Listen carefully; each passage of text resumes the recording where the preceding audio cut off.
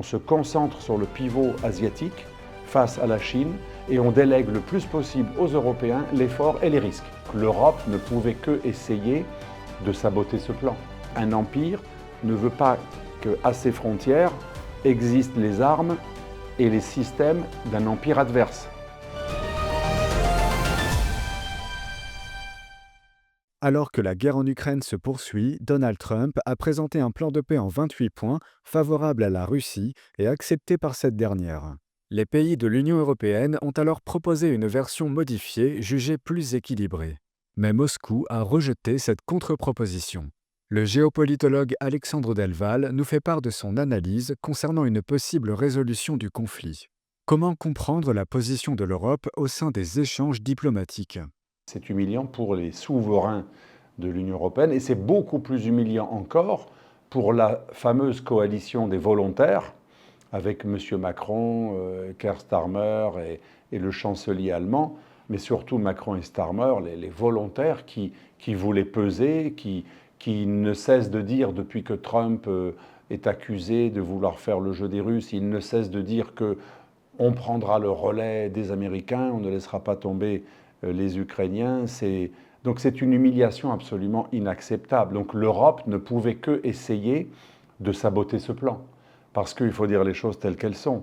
Ce plan n'est peut-être pas parfait, c'est qu'un point de départ.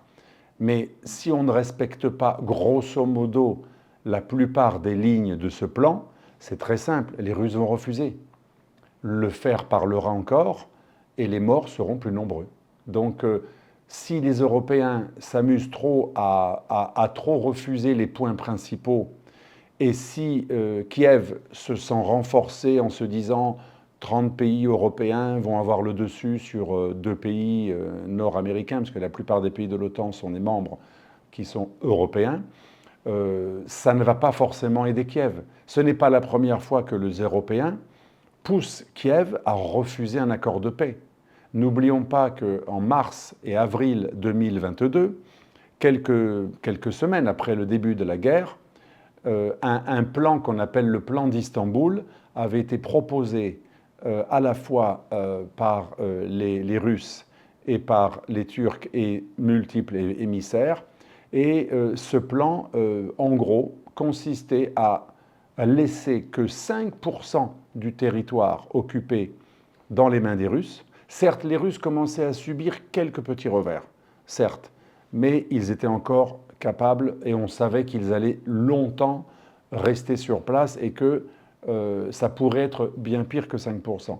Et donc ce plan, le plan d'Istanbul, permettait d'arrêter la guerre en échange d'une renonciation de l'adhésion à l'OTAN et de points qui ressemblent beaucoup à ce point en 28 propositions, sauf que Boris Johnson est venu à Kiev et in extremis, alors que Kiev était en train de signer ce plan qui aurait arrêté la guerre. C'est-à-dire qu'on n'avait pas encore beaucoup de morts. On avait très peu de morts par rapport à aujourd'hui.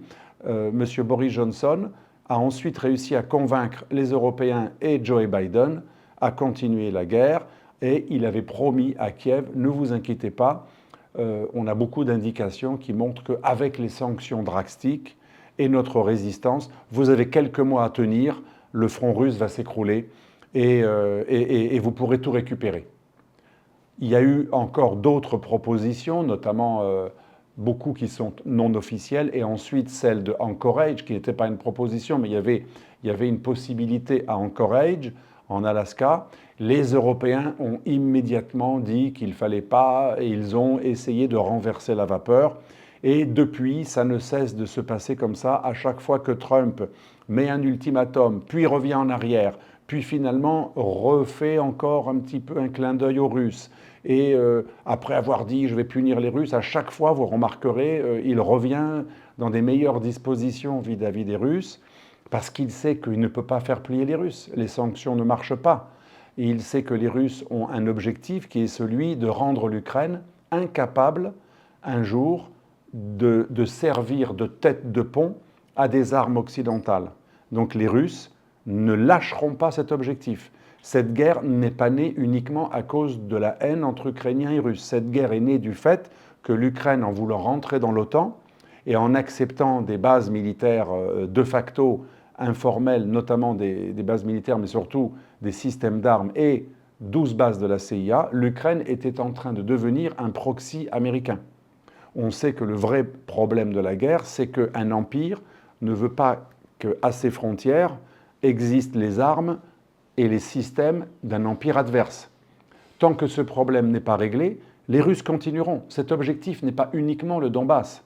Il est la neutralisation définitive de l'Ukraine et le fait que l'Ukraine n'ait aucun système d'armes capable de nuire à la dissuasion russe.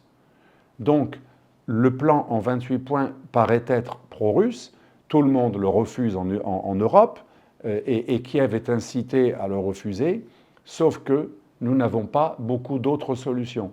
Donc la paix va être très très difficile si le plan est trop amendé. Les Russes sont en pleine conquête.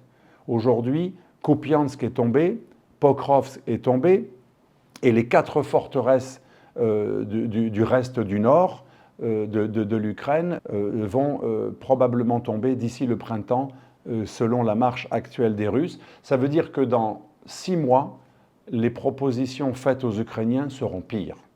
Comment expliquer que l'Union européenne soit si peu disposée à négocier avec la Russie? Je pense qu'il y a premièrement des pressions des pays baltes, de la Pologne et de la Roumanie, qui sont les flancs est des pays de l'OTAN.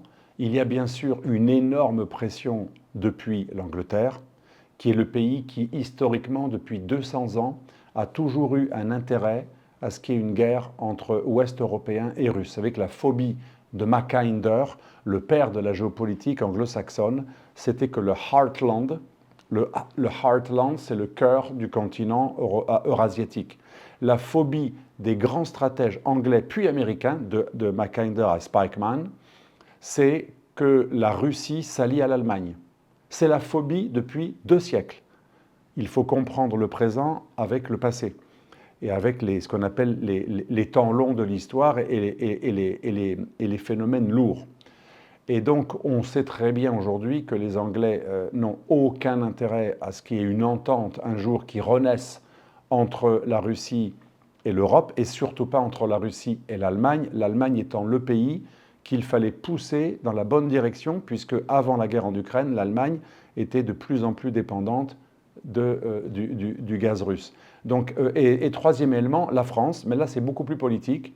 La France, qui traditionnellement est plutôt un allié de la Russie, sous Macron, peut-être parce que Macron est très lié aux forces anglaises et aux multinationales et à la vision démocrate du deep state américain, beaucoup plus bien sûr que la vision trumpiste et encore moins MAGA.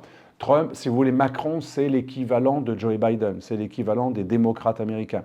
C'est l'ennemi politique de ceux qui, en Amérique, veulent s'entendre avec la Russie.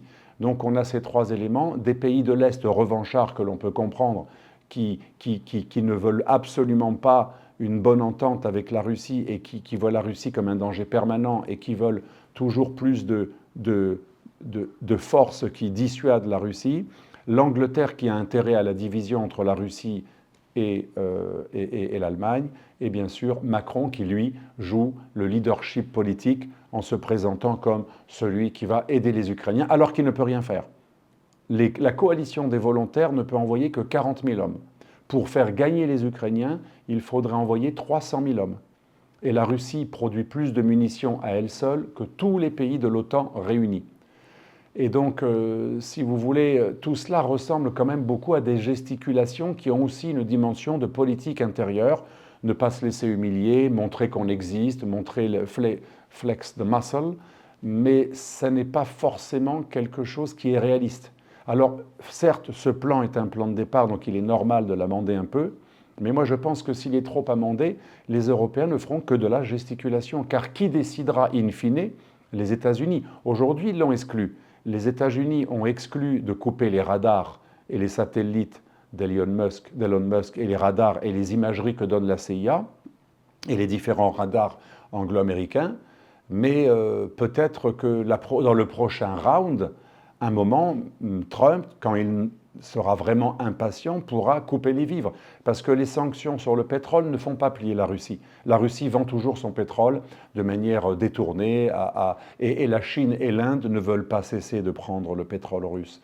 Donc on voit bien, les sanctions économiques ne marchent pas. L'Amérique ne veut pas une guerre directe avec les Russes. Dans le plan d'ailleurs, dans le plan Trump, l'idée c'est le offshore balancing, c'est l'équilibrage à distance, c'est la fameuse géopolitique des réalistes, ce qu'on appelle l'école offensive réaliste. On ne gère plus directement le monde, on se concentre sur le pivot asiatique face à la Chine et on délègue le plus possible aux Européens l'effort et les risques. Donc le plan Trump ne va pas beaucoup changer. Il va pas devenir, Trump ne deviendra pas un interventionniste en Ukraine pour faire gagner les Ukrainiens, pour faire plaisir aux Européens. Donc les Européens essaient de limiter les dégâts.